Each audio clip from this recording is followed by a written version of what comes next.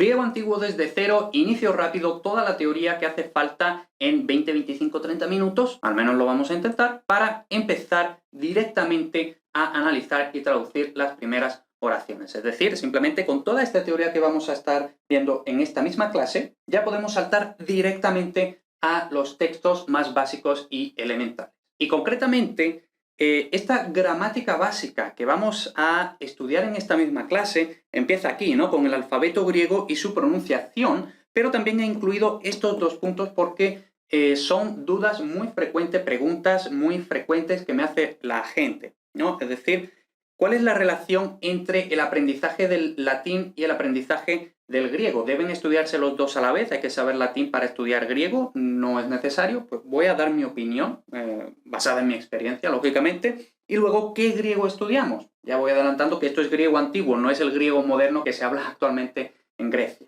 La primera pregunta, la primera cuestión de estas dos, que no son propiamente gramática, pero que mucha gente tiene esta duda, tiene esta inquietud, ¿no? Entonces vamos a intentar resolver el aprendizaje del griego respecto al aprendizaje del latín. Aunque es totalmente posible aprender griego antiguo sin conocimientos de latín, igual que es totalmente posible aprender cualquier lengua del mundo sin saber otras lenguas del mundo, ¿vale? Pues también es lógicamente posible aprender griego sin saber latín. Sin embargo, lo más frecuente, lógico y razonable es que quien estudia griego también estudie latín o incluso tenga cierta soltura ya, es decir, que vaya un poquito más adelantado o un poquito más o bastante más adelantado el latín y que luego empiece el griego, ¿vale? Y ahora, ¿por qué digo que es lo más frecuente, lógico y razonable? Pues básicamente el latín y el griego son las dos grandes lenguas de cultura de la civilización occidental, entonces son un binomio un poco invisible, ¿no? Entonces, pues lo normal es que quien estudie uno, estudie el otro, y quien estudie el otro, estudie el uno, ¿vale? No es normal que se estudie latín sin estudiar. Bueno, eso quizás es más normal, ¿no? Pero no debería ser, pero bueno. Es decir, que lo normal es estudiar las dos cosas a la vez.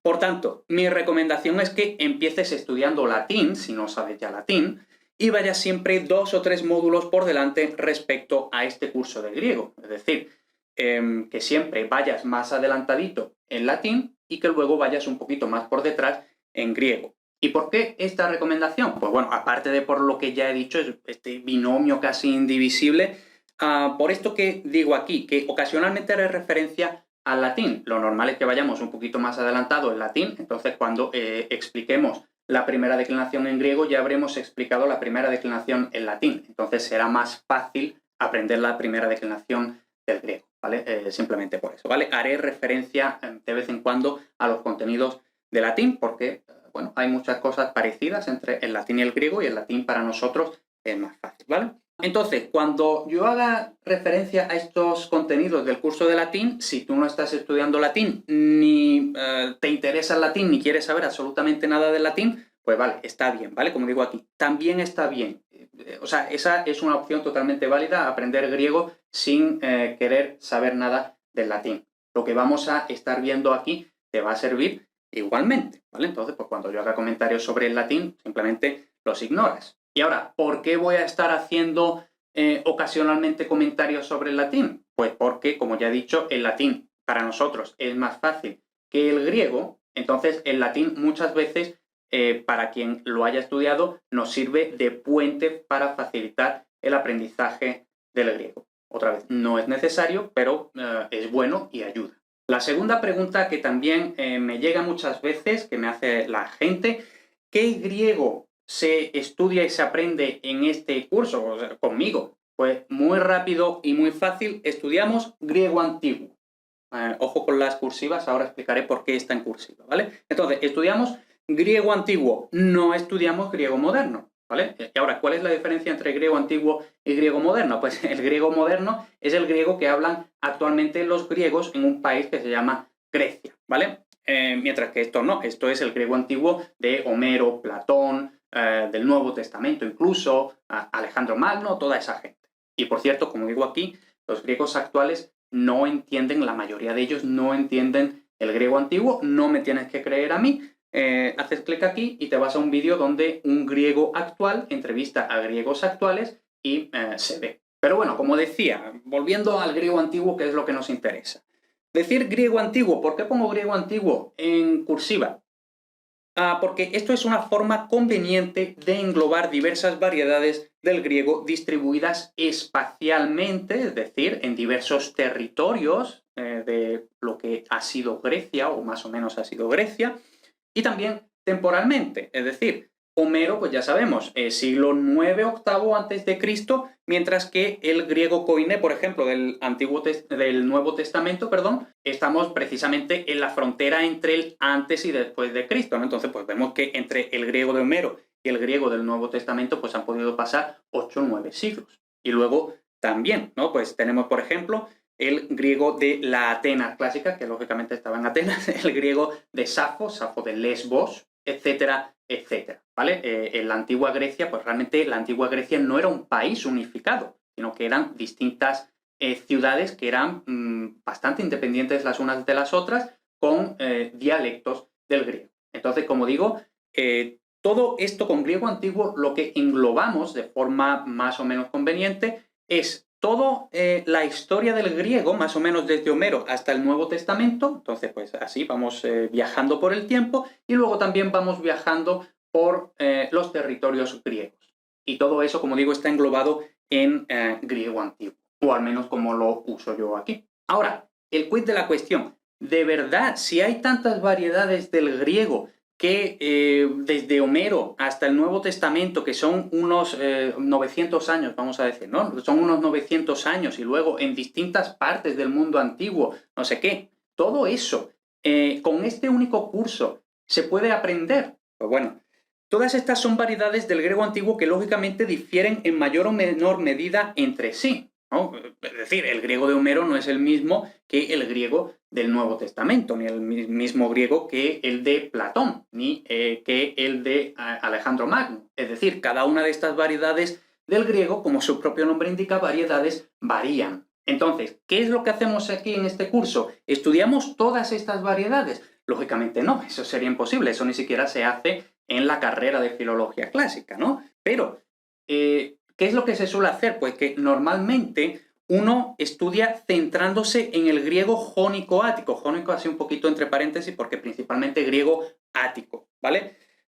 Y este griego jónico-ático con jónico entre paréntesis es el que se suele estudiar por defecto. Si tú te compras una gramática del griego antiguo, pues lo que te viene es esto, ¿no? La gramática del jónico-ático, es decir, el de más o menos el de la Atenas clásica. Y ahora, si conocemos este griego de la Atenas clásica, pues desde ahí podemos saltar a todo lo demás. Lógicamente, con mayor o menor dificultad, pero desde ahí se puede saltar, como digo, a todo lo demás. Lógicamente, esto no es como, por ejemplo, el español y el italiano y el francés, que no se puede saltar de uno a otro, lógicamente, por eso hay que estudiarlos individualmente, sino que estos son simplemente dialectos. Es un poco, no exactamente, pero por así decirlo, es como decir el español mexicano, el español de España, el español argentino, etc. Es decir, son variedades mutuamente inteligibles, como digo, el griego de la Atenas clásica, de Homero, de Safo, Koiné,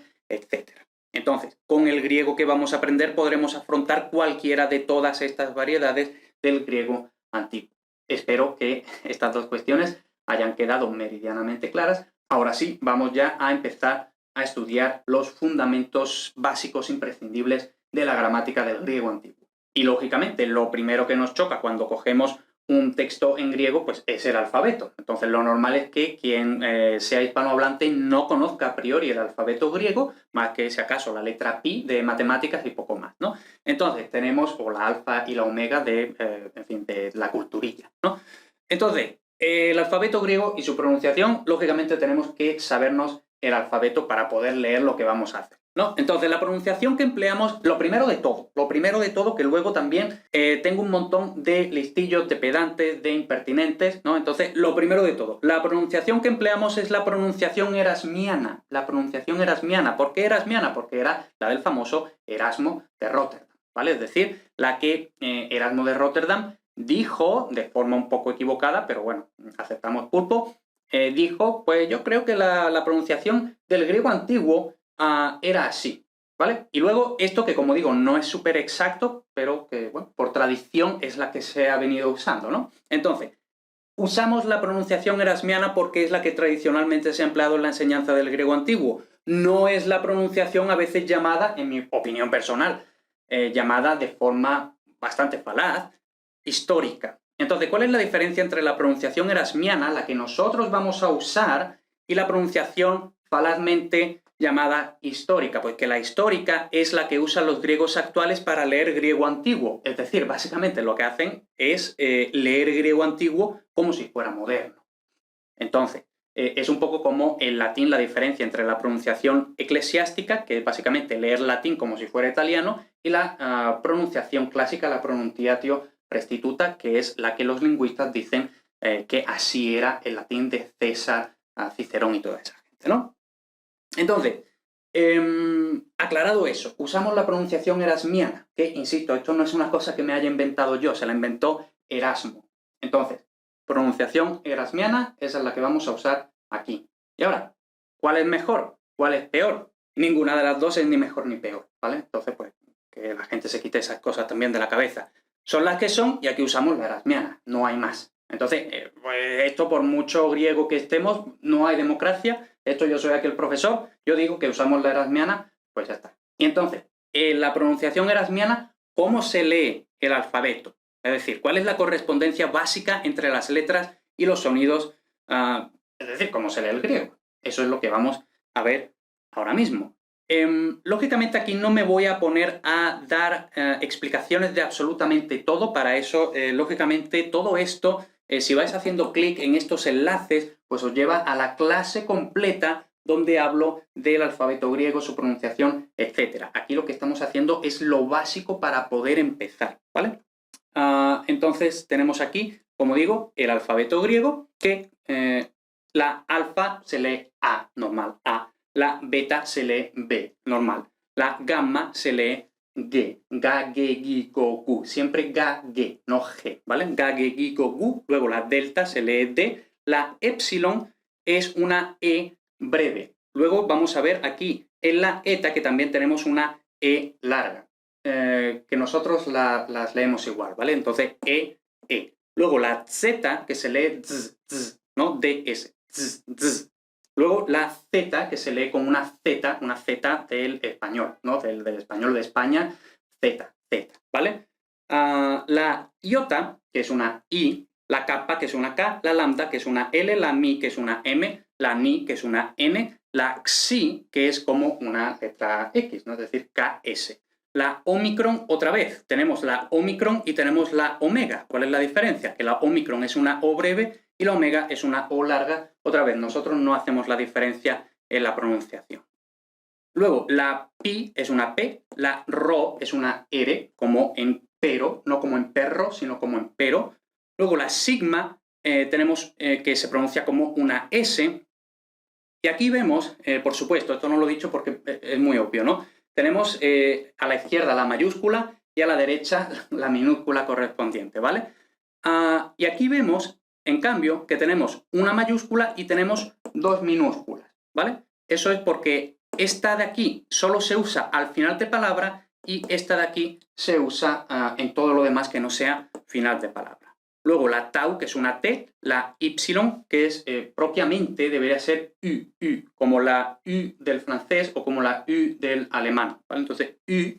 Luego la Phi, que es una F, la G, que es que es como una J, la Psi, que es PS, como en psicología supuestamente, y luego, como ya hemos dicho, la omega, que es una O larga, que simplemente la leemos O. Entonces, eso es lo básico que tenemos que saber sobre el alfabeto griego y cómo se pronuncia cada una de las letras. ¿Ahora qué hacemos? Pues, lógicamente, nos lo tenemos que estudiar todo y nos vamos a dar cuenta de que hay muchas letras que se parecen o son prácticamente idénticas a las letras latinas. Luego hay otras letras que no se parecen a nada y luego hay otras letras que se parecen a cosas que no son. Entonces, cuidado con eso. Por ejemplo, esto que parece una P no es una P, es una RO. La P es la pi, ¿vale? Entonces, cuidado con eso. Entonces, como digo, ¿qué es lo que tenemos que hacer aquí? Pues simplemente nos lo estudiamos, pues yo qué sé, 5 o 10 minutos, lo intentamos escribir. Es más importante aprender las minúsculas, ¿vale? Porque las minúsculas, lógicamente, es lo que más sale. Entonces, más que fijarnos muchísimo en las mayúsculas, intentemos fijarnos en las minúsculas. Y como digo, aquí no hay más que aprendérselo de memoria. Luego, en griego antiguo tenemos 6 diptongos que se pronuncian tal como parece. Es decir, esto se pronuncia ai, esto se pronuncia au, esto se pronuncia ei, esto se pronuncia eu, esto se pronuncia oi. Y el único que no se pronuncia como parece es ou, que no se pronuncia ou, sino que se pronuncia u. ¿Vale? Pues ya está, porque si nos fijamos, lo que parece ser una u no se lee u, sino que se lee u. Entonces, pues para el sonido u tiene que ser ou, ¿vale? Pues ya está. Esos son los únicos 6 diptongos que existen. Y luego, con cierta frecuencia, encontramos la iota suscrita. Es decir, tenemos aquí un pequeño palito por debajo de la alfa, de la eta y de la omega. Esto no se pronuncia, pero es útil para determinar las distintas formas gramaticales, tal y como iremos explicando ya en esta misma clase. Ese es el primer contenido de gramática, que no es difícil, quizás un poco pesado al principio aprenderse las letras, pero no tiene más, ¿vale? Luego empezamos ya con la gramática pura y dura, ¿vale? Los casos y su sintaxis. Igual que el latín, entonces aquí primera referencia a los contenidos de latín, que otra vez no tienes que saberlo, pero es más fácil, ¿no? Entonces, bueno, igual que el latín, si haces clic aquí, pues te vas a la explicación del latín. Igual que el latín, en griego los sustantivos, adjetivos, artículos, que esto no existe en latín, y pronombres, es decir, sustantivos, adjetivos, artículos y pronombres, es decir, la morfología nominal, así en general, ¿vale? Entonces, todos estos 4 tipos de palabras tienen casos. Ahora veremos qué son estos casos. Según la función sintáctica de la palabra, tendrán unas terminaciones u otras. Entonces, ejemplo. Ya se supone que, antes de continuar viendo el vídeo, se supone que ya te has aprendido el alfabeto, ¿vale? Entonces ya más o menos deberías ser capaz de leer este texto. Entonces tenemos aquí ho Alexandros ton lykon daknei. Y aquí tenemos ton Alexandron ho lykos daknei. Entonces, ¿qué pasa aquí? Una cosa, por cierto, y lógicamente, una cosa es saber leer y otra cosa es entender lo que estamos leyendo. Entonces, esto se supone que lo has sabido leer, pero me imagino que todavía no sabes qué es lo que has leído. Entonces, te lo digo yo. Alexandros, como podemos suponer, es Alejandro. Licos, pues esto nos tiene que quizás sonar un poco, por ejemplo, de licántropo. El licántropo es el hombre lobo, ¿no? Entonces, antropo sabemos que es hombre y lic, esa parte del lic, es lobo. Entonces, Alejandro, lobo, y esto no sonará, esto es morder, ¿vale? Entonces, tenemos aquí, Alejandro muerde al lobo. Y luego aquí tenemos, en cambio, que es el lobo el que muerde a Alejandro. Entonces, aquí, como estaremos viendo, básicamente tenemos lo mismo, ¿no? Incluso en el mismo orden de palabras, Alejandro, lobo, morder. Y en cambio, aquí es Alejandro el que muerde y aquí es el lobo el que muerde. Y eso, ¿por qué es así? Si el orden de palabras es el mismo y las palabras son las mismas. Pues eso es así por las terminaciones, ¿no? Tenemos aquí que cuando tenemos os, esto es el sujeto. Entonces, Alejandro sujeto, Alejandro muerde. Y luego cuando tenemos on, es el objeto directo. Entonces, Alejandro muerde al lobo. Y luego aquí lo que tenemos es al revés, ¿no? El lobo es el que muerde a Alejandro. Por supuesto, estas palabritas pequeñas que tenemos aquí son los artículos que también los vamos a estudiar en esta misma clase. Entonces, visto este ejemplo otra vez, según la función sintáctica de la palabra, las palabras, concretamente los sustantivos, adjetivos, artículos y pronombres, tendrán unas terminaciones u otras. Entonces, como hemos dicho, os es el sujeto. Entonces, esto es el sujeto, on es el objeto directo. Y luego tenemos al revés, objeto directo, y esto es el sujeto.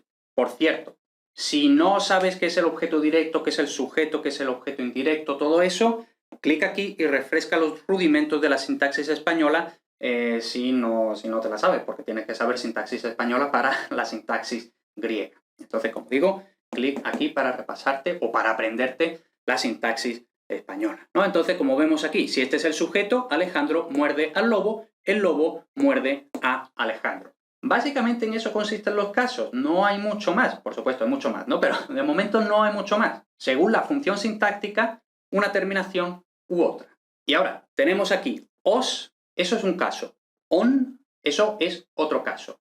Entonces tenemos de momento dos casos, en griego realmente hay 5, es decir, de cada palabra vamos a tener 5 formas, 5 terminaciones para el singular y 5 formas para el plural, es decir, en general vamos a tener 10. Y ahora, ¿cuáles son estas 5 posibles formas y qué expresan sintácticamente cada una de ellas? Pues tenemos el nominativo, que sirve para el sujeto y el atributo. Entonces, habíamos dicho que esto era el sujeto, por tanto, esto y esto es nominativo. Luego, habíamos dicho que Lycon y Alexandron eran el objeto directo. El objeto directo es acusativo, entonces, esto y esto es acusativo, ¿vale? Entre medias nos hemos dejado el vocativo, que es una apelación, una llamada al interlocutor o segunda persona. Entonces, ejemplo típico, cuando estamos en un bar y decimos camarero, una Coca-Cola, pues ese camarero, eso es vocativo, ¿no? Porque queremos llamar la atención del camarero. Y eso tiene su propia terminación. Entonces, por ejemplo, en griego, cuando tú querías decir amigo, no sé qué, pues tú decías phile, no decías philos, porque eso sería el sujeto, es phile, para llamar la atención, ¿vale? Luego, acusativo, volvemos al acusativo. El acusativo principalmente es el objeto directo, como hemos visto aquí, sin preposición. Luego, pueden ser también complementos circunstanciales de diverso tipo según la preposición que haya. Esto ya lo iremos viendo con mucho más detalle conforme vayamos avanzando en el curso. Luego tenemos el genitivo, que es el complemento del nombre o del adjetivo. Entonces, por ejemplo, el lobo de Alejandro, pues ese de Alejandro es el complemento del nombre del lobo. El lobo de Alejandro, pues Alejandro estaría en genitivo, ¿vale? También puede ser complementos circunstanciales según preposiciones que iremos explicando. Y luego el dativo, que es el objeto indirecto, ¿vale? Entonces, acusativo directo, dativo indirecto y también complementos circunstanciales según las preposiciones, como iremos explicando. Otra vez, como digo y como ha quedado bastante claro, es imprescindible saberse la sintaxis española básica, la que estudiamos aquí, para poder entender esto. Entonces, otra vez, si no te la sabes, clic aquí. Luego, como había dicho, tenemos el artículo, ¿no? Esto que habíamos visto justo arriba, ¿no? Que decíamos ho Alexandros, ton Alexandron, ton Lycon, ho Lycos, ¿vale? Entonces, estas palabras pequeñitas son el artículo, y como digo aquí, en griego existe el artículo definido, es decir, lo que en español es el, la, los, las, no existe el indefinido, no existe un, una, unos, unas. Según lo que sabemos, lo que acabamos de explicar, se declina así. Y vemos aquí, habíamos dicho, tenemos 5 casos, y aquí en cambio tenemos 4. ¿Eso por qué? Porque el vocativo no tiene artículo nunca, entonces pues no está aquí, ¿vale? Entonces tenemos nominativo, acusativo, genitivo, dativo. Por supuesto, nos tenemos que aprender los casos en ese orden, nominativo, vocativo, acusativo, genitivo, dativo, nos aprendemos en ese orden, nominativo, vocativo, acusativo, genitivo, dativo, y nos aprendemos que el nominativo para el sujeto y el atributo, el vocativo para la apelación, el acusativo para el objeto directo con las preposiciones, etcétera, etcétera, ¿vale? Entonces, nos aprendemos eso, y luego tenemos aquí, como digo, nominativo, acusativo, genitivo, dativo. Y luego tenemos, aquí estos 3 son el singular, luego aquí tenemos el plural, y luego, dentro del singular y del plural tenemos masculino, femenino y neutro, algo así como el, la, lo. Y luego los, las, y en español no existe artículo neutro plural. Entonces, bueno. Y ya está. Ahora, truco para aprenderse esta tabla, que lógicamente hay que aprendérsela. No hay truco, simplemente hay que aprendérsela. Y como digo también en muchos otros vídeos de cuando hay tablas, pues que no hay más que aprendérsela. ¿Cómo quizá es más fácil, un poquito más fácil aprendérsela? Pues lo que se intenta copiarla, intenta recitarla de memoria, en fin, como sea, ¿no? Pero esto más o menos nos lo tenemos que saber. No tiene que ser súper perfecto, pero más o menos nos lo tenemos que saber. Lógicamente, al principio, pues yo sé que esto es un montón de información. No te preocupes muchísimo. Esto, conforme uno vaya leyendo textos, vaya trabajando con textos, pues se le va quedando muy rápido. Pero al menos al principio échale 5 minutillos para que más o menos te suene, por ejemplo, que en el acusativo tenemos una N y aquí también tenemos una N, que en el femenino tenemos siempre una eta y en el masculino tenemos siempre una o, vamos a decirlo así. Yo qué sé, mira cosas, intenta buscar, por así decirlo, patrones, ¿vale? Para que te sea un poquito más fácil aprendértelo, aunque sea así un poquito a cara perro al principio. Luego tenemos la segunda declinación, y aquí la primera pregunta, ¿por qué la segunda? ¿Por qué no la primera? Pues simplemente porque en griego la segunda declinación es la más fácil, entonces empezamos por lo más fácil, que, como digo, es la segunda declinación, la primera no, ¿vale? Entonces la primera ya la aprenderemos, de momento la segunda declinación. Y ahora lo que tenemos que hacer es aprender estas, otra vez, memorizar, no hay truco, ¿vale? Hay que memorizar estas dos tablas. ¿Por qué dos tablas? Porque esta primera tabla es para los sustantivos masculinos y esta tabla es para los sustantivos neutros, masculinos y los pocos femeninos que hay en la segunda declinación. Los femeninos normalmente están en la primera, ¿vale? Pero también hay algunos poquitos en la segunda, ¿no? Entonces tenemos aquí, por ejemplo, hombre, aquí tenemos rosa, que lógicamente rosa en español es femenino, pero en griego es neutro. Es así y ya está, ¿no? Entonces, otra vez, en este caso sí tenemos nominativo, vocativo, acusativo, genitivo y dativo, y lo que tenemos es singular y plural. Y otra vez, nos lo aprendemos.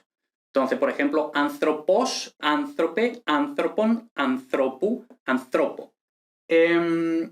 No te preocupes, no te obsesiones con el tema de los acentos, no te obsesiones con todas esas cosas, ¿vale? Porque eso no, para niveles básicos e incluso intermedios, no merece la pena, ¿vale? Esto yo sé que habrá gente que me tirará piedras, pero no merece la pena. Entonces, de momento, no te preocupes por el tema de acentos. Lógicamente, lo que tenemos subrayado es la terminación, es decir, os, como ya habíamos dicho, os indica el sujeto, indica el os indica el nominativo y el nominativo marca el sujeto, el vocativo que marca la apelación, on el acusativo que es el objeto directo y así, ¿vale? Entonces, vemos que estas son las terminaciones. Aquí vemos, por cierto, una omega con iota suscrita. Y luego tenemos anthropoi, anthropoi, anthropus, anthropon y anthropois. Pues ya está. Ahora, pequeño truco, probablemente te habrás dado cuenta, ¿no? Que básicamente esto es muy parecido, no igual, pero muy parecido a esto, ¿vale? A esto y a esto. Y luego la otra tabla que vamos a ver ahora es muy parecido a esto y a esto. Entonces, pues bueno, realmente no hay que aprenderse tantísimas cosas porque es parecidilla una cosa a la otra, ¿vale? Entonces, como digo, aquí tenemos los masculinos y luego tenemos los neutros, que son muy parecidos, ¿no? Entonces tenemos aquí, por ejemplo, o, por supuesto, ou no se lee ou, ¿vale? Pero para que nos entendamos. Y luego aquí tenemos on, ois. Entonces lo que cambia en el neutro es siempre lo mismo. Nominativo, vocativo, acusativo igual, y luego en el plural otra vez igual, siempre terminado en a. Entonces, pues bueno, ahí vamos a decir que es un truquillo, que no es muy truco, pero bueno. Otra vez, insisto, no queda otra que aprendérselo. Te lo puedes copiar algunas veces, mirando al principio, sin mirar luego, recitar. Y por supuesto, cuando estés estés estudiando esto, no te aprendas solo las desinencias, es decir, no digas on, no, di rodon, rodon, rodon, etc. Apréndete las desinencias con una palabra completa. Y ya por último empezamos a estudiar el presente, que como digo aquí, vamos a empezar estudiando solo dos tipos de presente, el más regular, por así decirlo, y el presente del verbo eimi, que es el verbo que significa ser, estar, haber, etc. ¿Vale? Entonces, primero, el más regular de todos. Las terminaciones regulares, y otra vez está así un poco no, está en cursiva. ¿Por qué? Porque, bueno, estos no son exactamente las terminaciones regulares, pero de momento nos vale así, ¿vale? Entonces, las terminaciones regulares del presente de indicativo de la voz activa son las siguientes, ¿no? Entonces tenemos o, eis, ei, omen, ete, usi o usin. Entonces, ¿por qué está esta ni entre paréntesis? Porque algunas veces aparece la ni, otras veces no aparece la ni, ¿vale? De momento no vamos a entrar en cuándo sí aparece y cuándo no aparece, ¿vale? Simplemente algunas veces sí, otras veces no. Pero es lo mismo.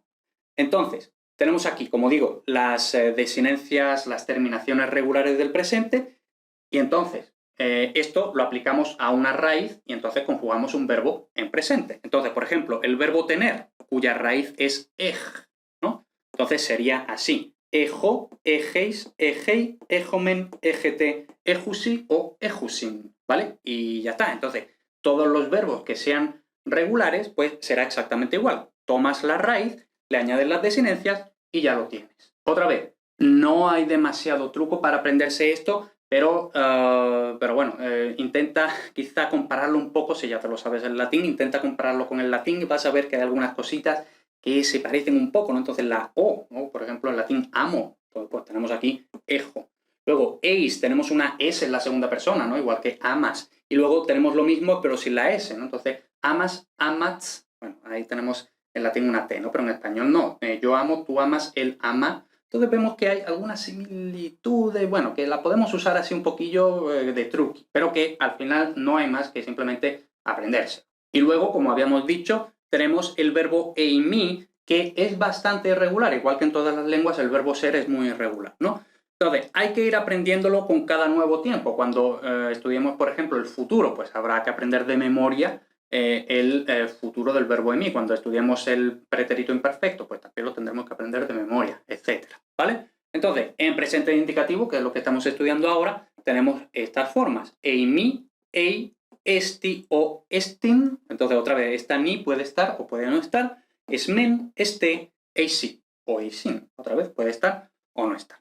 Y ya está, no hay más. Entonces, esa es toda la teoría que tenemos que entender, estudiar y aprender en ese orden antes de ponernos a practicar. Entonces, este vídeo, que con suerte habrá durado 25-30 minutos hasta el momento, o al menos la parte de teoría, sin contar las dos preguntas iniciales, pues eso nos lo tenemos que estudiar. Tenemos que echarle, pues, no sé, 20, 30, 40, 80, 100 minutos, lo que sea. Lo entendemos, lo estudiamos, lo aprendemos, lo interiorizamos, vemos el vídeo otra vez si hay algo que no hemos entendido, etc. Y entonces, ahora ya sí, estaremos en disposición de ponernos a practicar con los primeros textos. Entonces, ¿qué haremos ya cuando estemos en ese punto que hayamos entendido, estudiado, aprendido, interiorizado, etcétera? Pues ya te vas directamente aquí y ahí siguen las instrucciones escritas y que tienes en los vídeos. Y ahora ya sí, una vez que también hayas hecho las prácticas, es en ese momento en el que tú tienes que decir, vale, he aprendido, me ha gustado, quiero seguir haciendo esto. Advertencia, esto es lo más fácil, lo que hemos hecho es lo más fácil de todo. Desde aquí empieza a ir así cada vez más, ¿vale? Entonces, pues tú tienes que pensar para ti mismo si quieres seguir haciendo esto durante meses para alcanzar un nivel medianito, vamos a decir, y por supuesto, años y años y años para adquirir experiencia y trabajar con textos ya, pues eso, de Platón, del Nuevo Testamento, de quien sea. Lógicamente no vas a estar leyendo el Nuevo Testamento tras verte este vídeo, ¿vale? De 30 minutos o lo que sea. Y entonces, en caso de que respondas, sí, me ha gustado, quiero seguir, quiero pasar meses y años con el griego antiguo, entonces sí, deberías completar las 5 primeras clases del primer módulo, antes de continuar con el segundo módulo. Esta es la clase 0, ¿vale? Entonces, la clase 0... Luego tienes la 1, la 2, la 3, la 4 y la 5. Y ya luego el segundo módulo, etcétera, etcétera. Así pues, espero que te haya servido este vídeo. Yo sé que son muchas cosas, nada más para empezar, ya son muchas cosas, pero no hay más, realmente no hay más. Entonces, como digo, estudiar, entender, aprender, interiorizar y practicar.